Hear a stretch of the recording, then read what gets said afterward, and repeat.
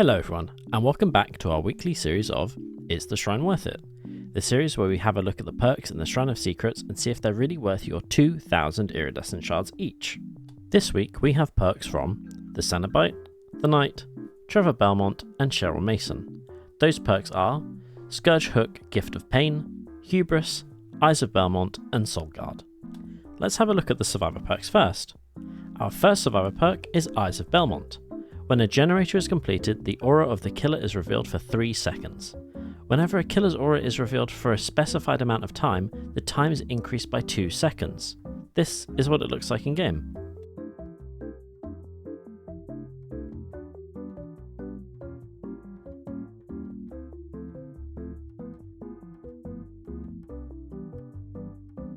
This perk is really good and synergizes well with other aura reading perks. The reason for this is Eyes of Belmont's secondary ability is that it increases any aura reading perks by 2 seconds. So a perk like Alert, where you get to see the killer after they break a pallet, shows the killer's aura for an additional 2 seconds. On top of it being a really good perk, it is licensed and it's really worth picking up, as the only other way you can get it is if you spend real money on the DLC. Our next survivor perk is Soul Guard. Gain the endurance status effect for 8 seconds after being healed or having recovered from the dying state. While cursed by Hex, you can fully recover from the dying state as many times as you want. This effect can only trigger every 30 seconds. This is what it looks like in game.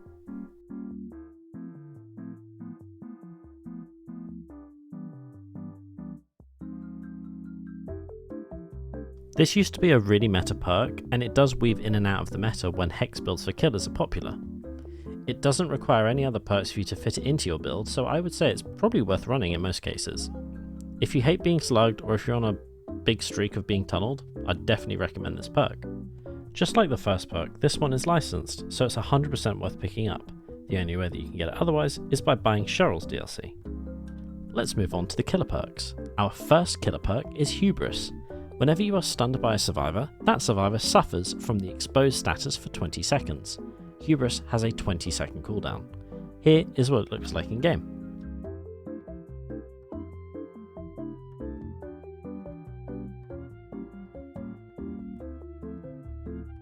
When this first came out, it was a really cool and unique perk, and you'd run it with other pallet-eating perks. However, I'd say now it's a bit harder to get value from it. Because this isn't a licensed killer perk, I would say it's way more worth you just buying the Knight, and then you get all 3 of his perks for a few more shards. Our final perk is Scourge Hook, Gift of Pain. At the start of the trial, 4 random hooks will be changed into Scourge Hooks. You will see their auras in white. When a survivor is unhooked from a Scourge Hook, they suffer from the Hemorrhage and Mangled status effect for 90 seconds.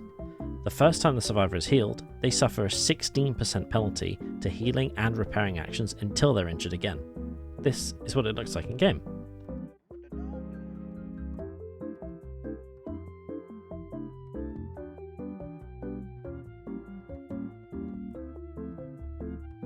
I wouldn't say that this is a super strong perk, but it's just really annoying for survivors and can make games go on for a lot longer as it slows everything down.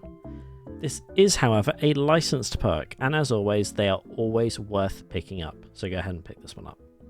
To recap, pick up all of the licensed perks this week: Eyes of Belmont, Gift of Pain, and Soul Guard. Avoid Hubris, as buying the Knight is much better value. Thank you for watching, and I'll see you next week for some better perks. Bye!